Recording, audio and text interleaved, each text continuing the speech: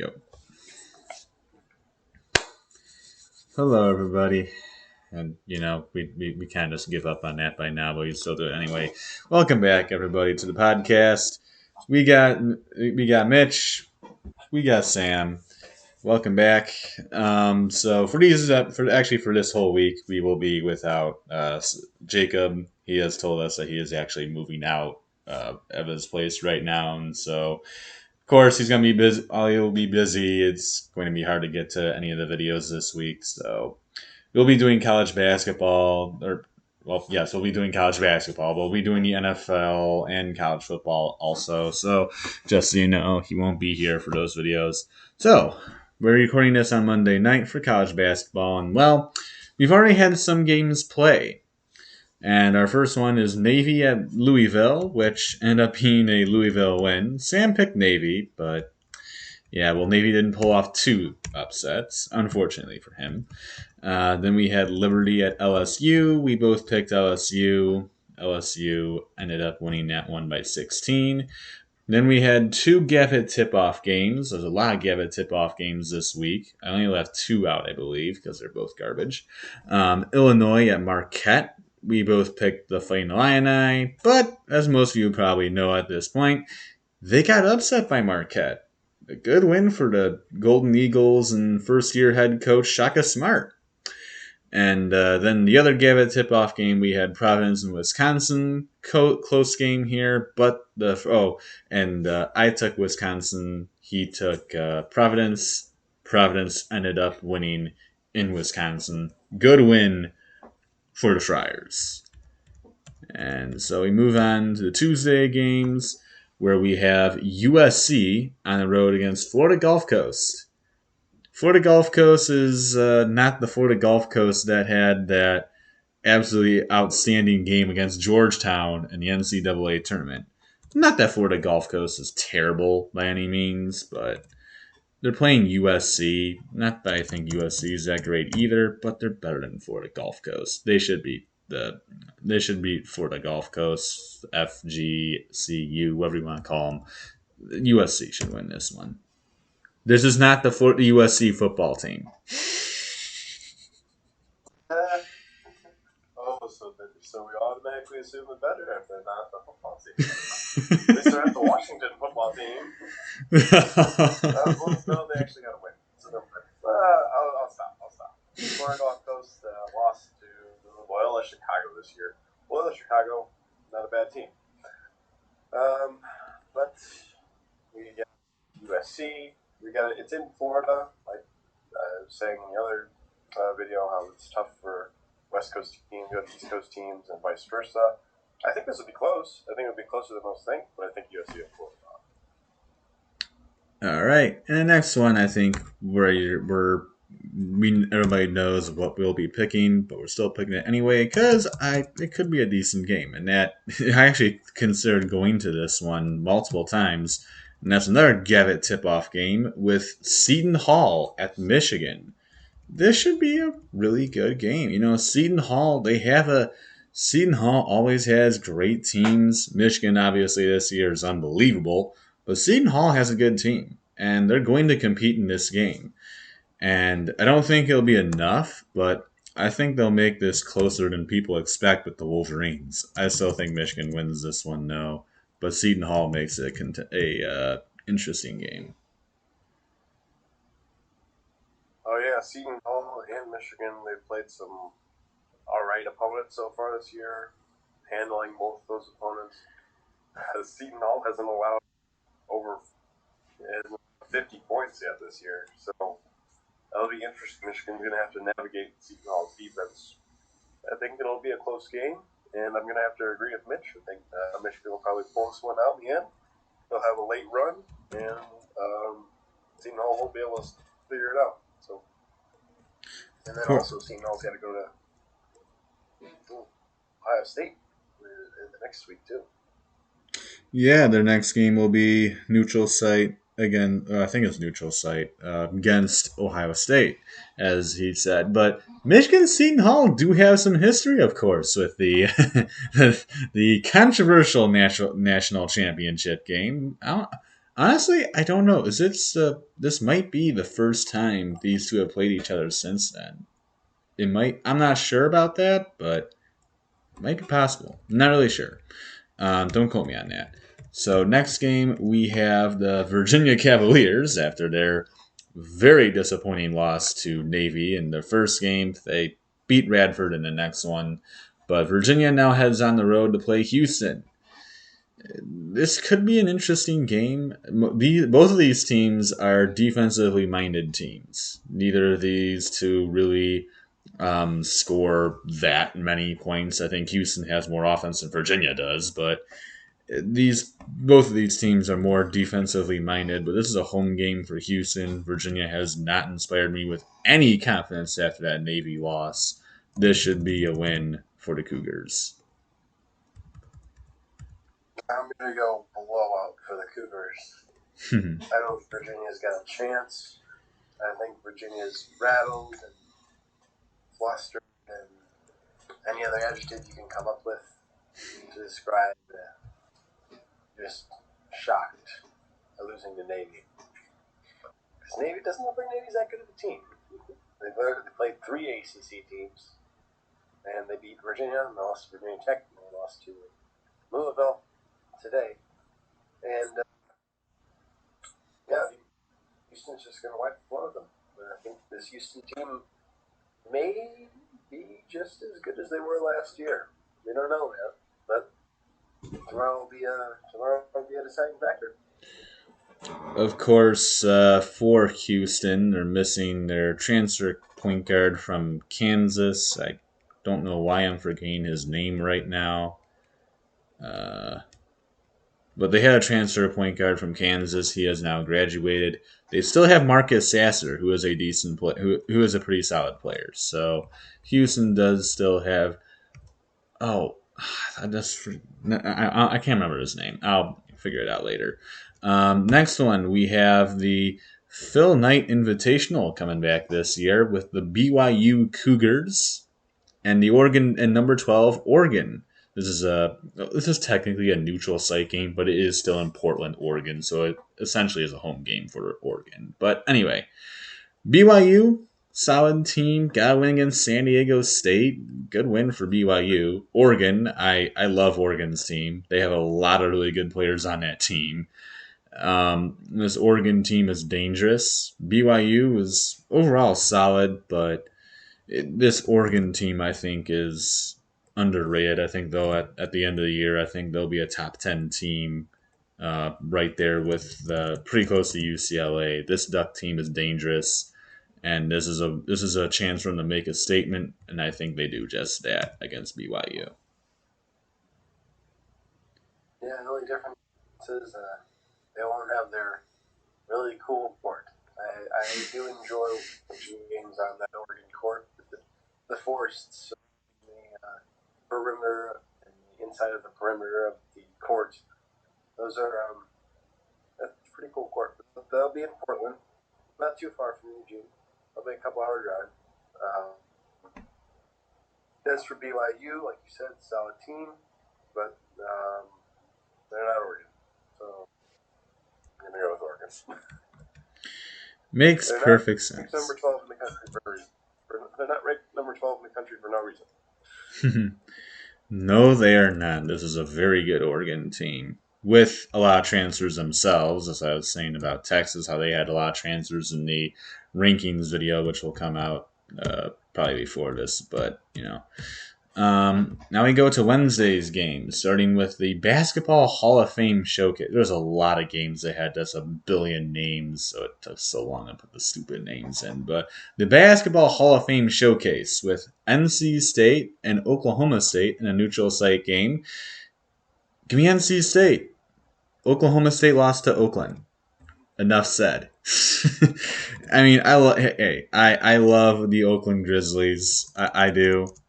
That they're not a team. They should not be beating Oklahoma State. And Oklahoma State, with as good as a team they had last year, and with expectations put on them this year, they should not be losing that game to Oakland. That's a bad sign to me. That tells me that The fact that they won't be participating in the NCAA tournament is getting to their head. It's not going to go well in this one. Give me NC State.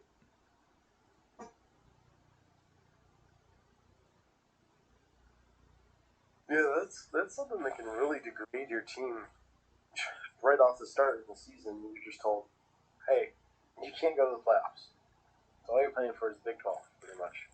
And that's here as a player, as a coach, the surrounding organization, the fans. Will they show up as hard?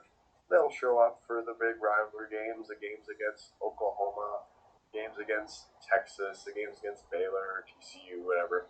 They'll show up, but I don't really see Oklahoma State being like an inspiring team that wants to take me places, but they really aren't. So I got to pick NC State for this game. Yeah, I really wish that they didn't get the stupid sanctions and got banned from the postseason because that is a good Oklahoma State team. They have some good players on that team. Obviously, they don't have Cade Cunningham anymore, but they still have some good players on that team. I really wish they had a chance at the tournament. I think they could make some noise. But we have the. You gotta follow the rules.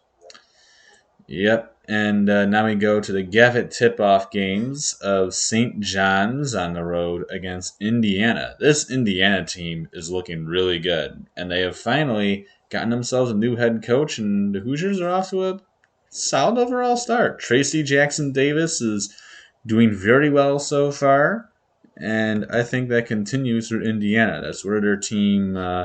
That's the that's the heart and soul of this team, and the Hoosiers will continue to count on him. And I think they get themselves a solid win here against what is normally a solid St. John's team. Yeah, both these teams. This is really the first challenge for both these teams. Indiana playing a couple teams in the MAC. St. John's playing a couple teams that I've never heard of. Pretty much, this is anybody's game, but I will give the advantage to the home team. Indiana definitely played a lot better the second game than the first game. It's only beat Eastern Michigan by 6. They wiped out North Illinois 36 points. And I think this is going to be a high-scoring game, though. St. John's scored over 90 points in both games. Scored 119 in the first game, and then they scored 91 in the second. So I think this is going to be a high-scoring game. That's all I gotta say. But I'm gonna go with Indiana. It could be a career day for Tracy Jackson Davis. But now we go to the next one, which will be a fun one with Boston College on the road against Rhode Island. Rhode Island's had some decent basketball teams actually. And Boston College off to a 3-0 start. Rhode Island, just pretty much the only thing Rhode Island has is Rhode Island basketball. It's not like Iowa where they have a couple different college teams and they're a bigger state. Rhode Island is like the tiniest state there is in the U.S., and the only thing they have is Rhode Island basketball. It's the only thing you've heard about for Rhode Island. And saying that, I take Rhode Island in this one. They're the home team. Rhode Island has some solid teams. Boston College, they're an okay team. I think Rhode Island takes this one, though. Another game. First touch. We're seeing a lot of these first touch for teams. What they're going to look like, what their season's coming out to be. I got to give this one to Boston College, though. When I say what appears to be doesn't show the line yet, but I assume Boston College will probably be the underdog. Being on the road, being Rhode Island is known for basketball. That's about it. But I think I'll go with Boston College. I have no specific reasoning. I just wanted it to go different for me, Mitchell. Well, we might be. I don't know. We might be going different in this one too. Another Gavitt Tipoff Games game with Michigan State on the road against Butler. Butler's had some obviously very good teams. Michigan State also has been very good in recent years. This is a road game for the Spartans, and I'd say this is a big test for Butler, but this is really a test I think for Michigan State because they got stuck first game of the year against Kansas. That was a hard game to win, period. And I don't even know if Michigan State was ready for that. They did not come out very great. Kansas pretty much handled them throughout the day. So I think this is really a game for Michigan State to get back on track because now you have a big team, a good team that you can beat in a road setting and get yourself a solid win on the resume.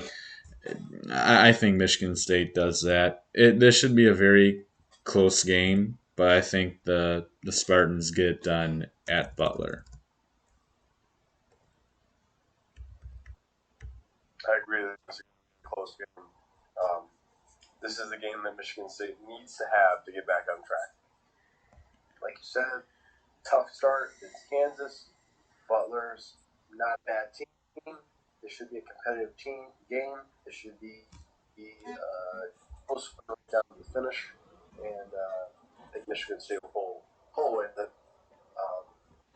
Just because they absolutely clobbered Western Michigan after they got done fuming over that loss.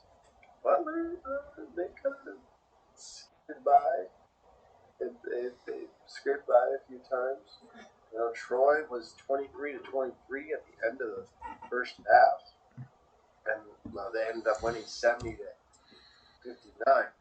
But IUPU, IUPUI. 56. There's ridiculous, some ridiculous names for teams. Only at 56-47, and then that game against Troy. This one's Michigan State's to lose. So you got Spartans, I'm assuming. Yes, I got the Spartans.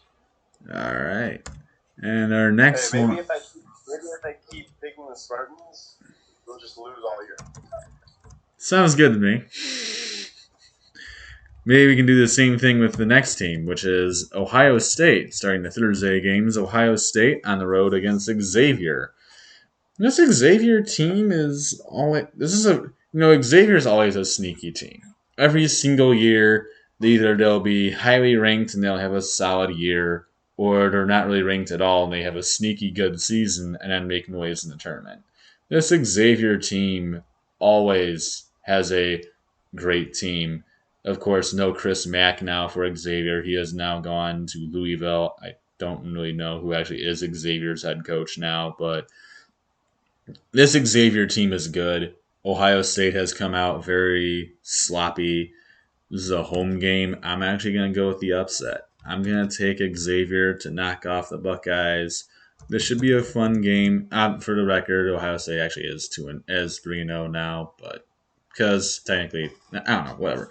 But Xavier, I think they'll get it done at home against Ohio State. 2 sloppy games. They just blew out Bowling Green today, but I think Xavier gets it done against the Buckeyes at home.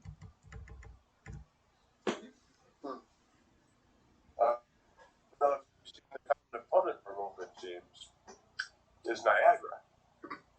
Xavier only beat Niagara by 3. Both those teams are at home for Xavier and Ohio State. Both those teams are at home. Xavier only beat Niagara by 3. Ohio State beat them by 10. Ohio State looks way better today. We're going to go with Ohio State over Xavier. All right, Sam going with the safe pick. That's a smart choice. I'm going aggressive though. Then we got the Shriners Children's Charleston Classic with Marquette and Ole Miss in a neutral site game. This should be a good one as well. Ole Miss has got a decent team. Marquette is coming off, of course. I mean, they're 3-0 now, but before this week they're 2-2. So I'm just leaving it before their Monday games what their record was. But Marquette, they got a good team. This is a complete toss-up, but I think they'll get it done against Ole Miss. I think Marquette Shaka Smart, the head coach now at Marquette, moving from Texas. I think he's got something going, possibly with the Golden Eagles here. Daryl Morcell, of course, now at Marquette. This is a good team. I think they can get the win against Ole Miss.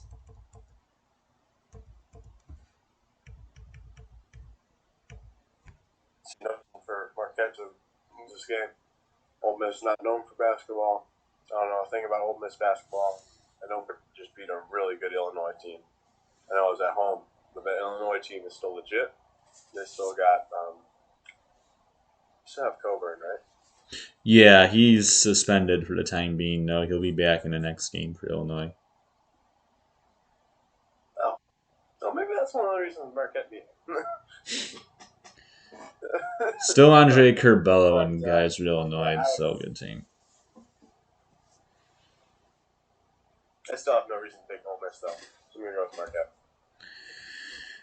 All right, and then we have Arizona State on the road, actually against San Diego State. This is going to be an interesting one, I think, as well. Arizona State has one ugly loss against UC Riverside. That really looks bad on their resume.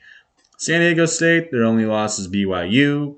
That's not a bad loss, but Arizona State, these are two good basketball teams. San Diego State, they've made some noise in the they've made some noise before recently. They're obviously they had that COVID year where their team was just outstanding. And then San Diego State. 16. They were 16 in the tournament last year. Oh, were they really? San Diego State was a 6 seed. I think so. Yeah, they were that good in Mountain West. I don't remember that. I'll look it up to make sure for a fact, but you keep talking. Was that the team that? Oh, they might have been the ones that played Syracuse. I can't remember. But San Diego State, decent, good team. Arizona State also a good team. They're looking to bounce back after that Riverside loss.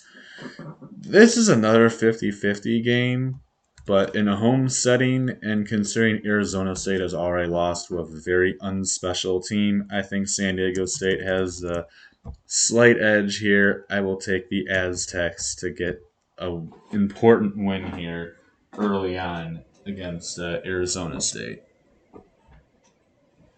Yeah, that loss to UC Riverside is just glaring in my eyes. But it hurts. I just can't take Arizona State. I'm sorry, Jacob. Something that your Sun Devils don't look very good in basketball. Especially losing to UC Riverside. But that's besides the point. Because San Diego State does. They look all right. BYU also looks all right. I was right, and you were right as well. They lost to Syracuse as a 6 seed last year in the first round. So there you go. Buddy Boeheim for Syracuse was really good. I remember Syracuse was pretty good that year too. They didn't get too far in the tournament. They lost to Houston. They made some noise. They ran into a buzzsaw of Houston. They made some noise. But yeah, San Diego State. That's what I think.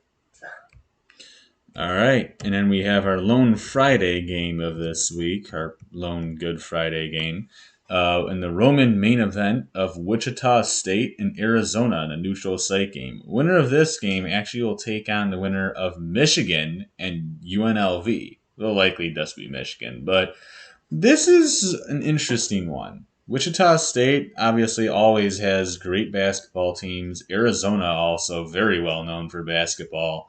These are two solid teams. And again, just like almost all of these games, this is the first test for both of these teams. And so this is an important one, I think, for both sides.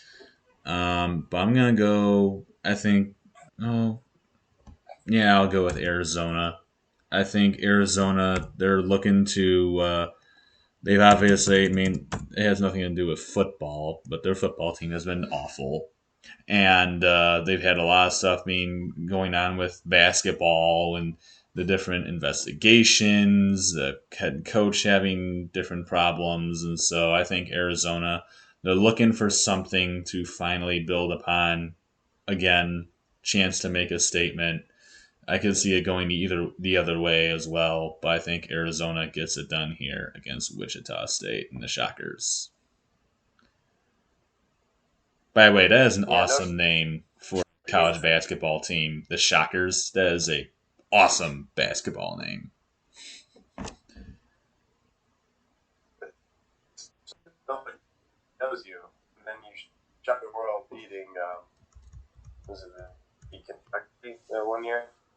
Wichita The 8th seed? State, they might have. I'm not sure.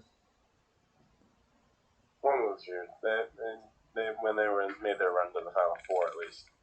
The same year as Michigan made their run to the Final Four, 2012, I believe. Louisville, Wichita State, Michigan, Syracuse.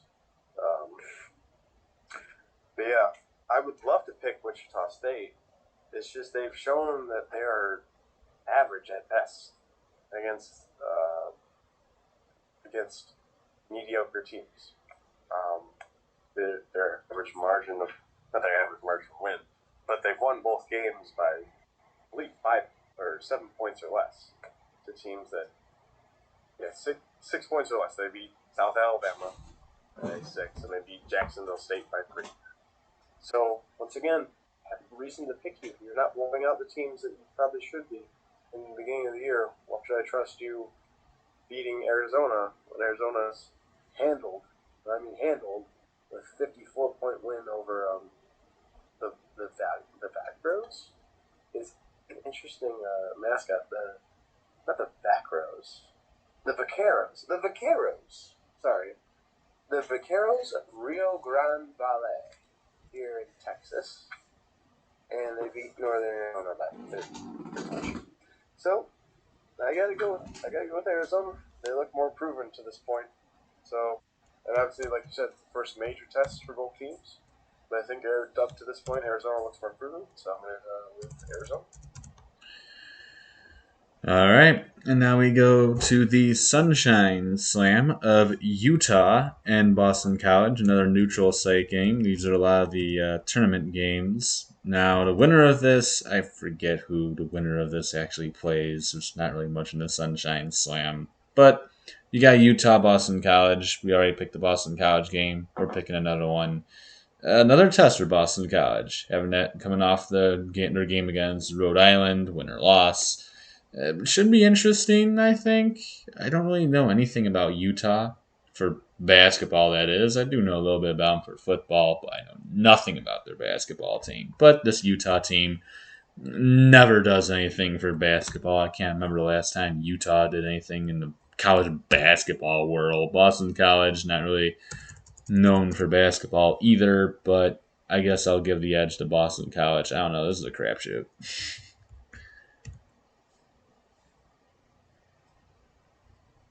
Which is exactly why you put it on our list, right? Yeah. Yeah. Oops. My apologies. My apologies. Okay. Yeah. 50-50.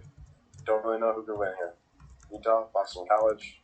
Two teams I don't have a clue about. I only know they've beaten crappy teams. Pretty much blown out the crappy teams. And it's like coin. I need a coin for this. Hold on. I'll be right back. I'm going to go get a coin. Well, while he legit actually goes and gets a coin, you can see the next one, which I have forgotten to actually switch the record for Tennessee and Villanova because I copied this over from the college football stuff. So, next one you can see is Nova and Tennessee, which should be really good. But and we're back. Okay, we got traditional quarter here. The heads will be Utah, the away team, and we get tails will be Boston College. We'll call it in the air. Heads. Sure, let's say heads. Well, actually, it doesn't matter what I call because it's the team. It's heads. We're going Utah. All right, he takes Utah. If he loses this game, he'll blame the he'll blame if he loses this if he loses this game, he'll blame the coin. He'll just blame the coin if he loses the game. See, he's got a perfect fallback option. Exactly. And now we go to the Basketball Hall of Fame tip-off tournament as a mouthful. But we have Villanova and Tennessee. This is a neutral site once again. This is a huge game. Obviously, both of these teams, I forgot to change it here again. As I just told you guys, I pull this all out of college football stuff, so I gotta keep adjusting the records. And I forgot apparently there again. But Villanova and Tennessee, both of these teams, well known for college basketball, good coaches on both sides. Tennessee has a solid team this year. They have a solid team. Villanova, though, this Villanova team is dangerous, and I think Tennessee will put up a fight and they'll make this one interesting. But I just think Villanova is on a completely different level. I think Villanova takes this one against Tennessee. Whenever Jay Wright is your head coach, you've always got a scary team. Yeah. It is amazing what he has done at Villanova for the past decade. Just building team after team after team. You could say the same for Roy Williams, Mike Krzyzewski, John Calipari, Phil Self, Tom Izzo, and hopefully now Juwan Howard. I mean, he's proven it in the first couple of years at least. But whenever you see Villanova, especially coming off a loss. I mean, I think they have another game, but they still have the UCLA loss in their head, so they need a redemption game. And they're just waiting to chomp at the bit at this Tennessee team. I don't think Tennessee knows what's coming. I think they know it's going to be a tough game, but they're probably hyped up. They're at home. They got Villanova. Well, it's a neutral site. Oh, are they? This is a neutral site. No, oh, this isn't even close to home for Tennessee then. This is more of a home game for Villanova. Honestly. No, not even close. This isn't even close. I think Villanova's got it by at least 10 points. And then we have the other Basketball Hall of Fame tip-off tournament game. Now, this is it says tip-off tournament. So, as you can see, between these two games, you'll have the winners play each other and the losers play each other. And our other game in this tournament is North Carolina at Purdue. I'm sorry, not at Purdue. North Carolina Purdue. It's a neutral site game. Keep forgetting that. North Carolina has a solid team. Obviously, new head coach this year, Roy Williams, has officially retired. Coach K is in his last season right now. Then you got Boeheim. We're waiting on the day he ends up retiring, which I'm sure will be rather soon.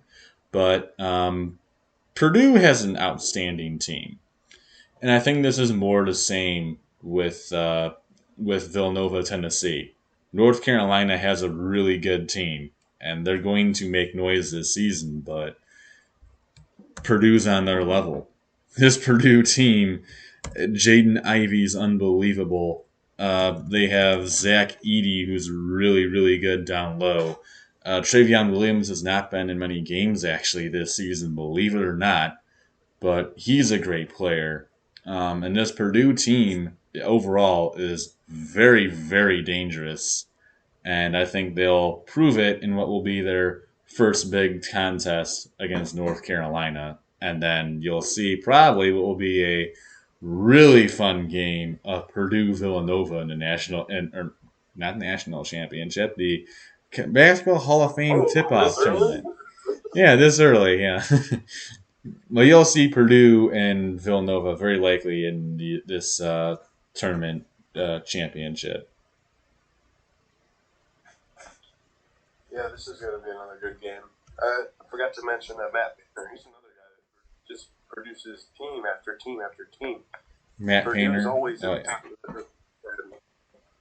Purdue is always at the top of the Big Ten. They're always in the Big Ten tournament. They're always ready to go.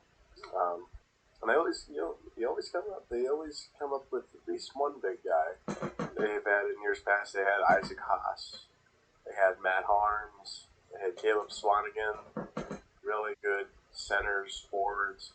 And this time around, they got their senior now, Travion Williams, another really good forward at Purdue.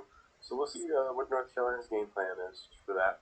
They also got Zach Edey, too, who's a 7-foot giant.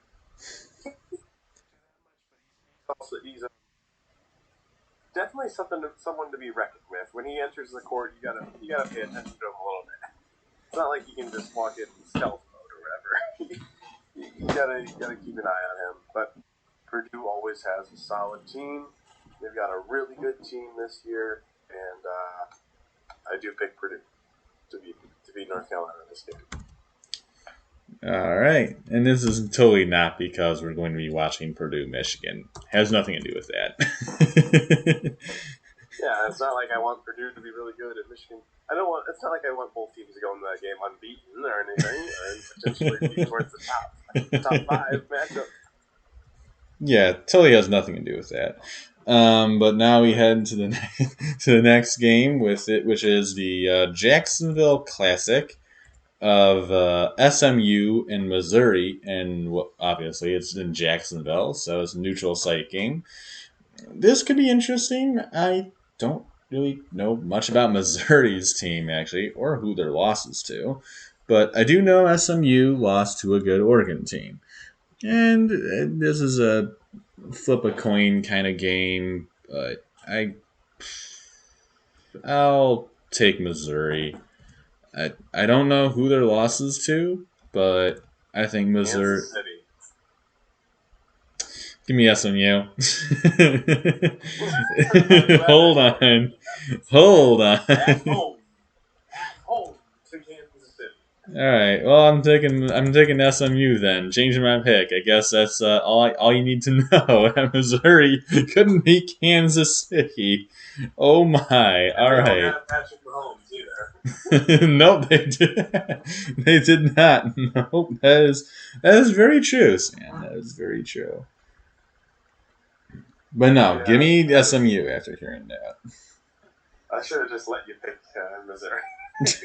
They could just one up on you there. But no, I need to be fair. I need to let you know who they lost. And Kansas City beat them by 14. So it's not like it was a close game either.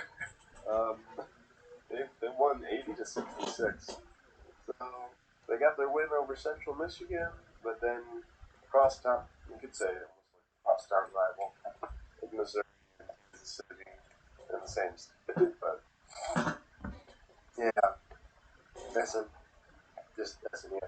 Fun fact: I'm going to be refereeing a game at SMU come Friday night. We got some football in Texas, so we got to use SMU Stadium. So that'll be fun. That'll be a good experience. Hopefully, I'll get to referee a game in AT&T Stadium soon. Yeah, and SMU is not far away from your campus, so right? It's a 15-minute drive. So yeah, that's looking forward to that. Yeah, that'll be really fun for him. But that is it for our college basketball episode. We do not have, of course, Calvin or Jacob. Oh, we already told you about Jacob that he won't be on for any of this week. But we didn't have Calvin today either, so we don't have their picks for these games. And I don't actually have their picks for the previous week either. I'm still waiting on them to tell me picks for like all kinds of different stuff. And I've still yet to meet Calvin. Yes, you. Maybe it'll happen tomorrow. Who knows? Well, we'll see. Maybe it'll happen some point in the near future, next millennial here. But that is all for us. Until next time, or until tomorrow, actually, we will see you. Adios, everybody.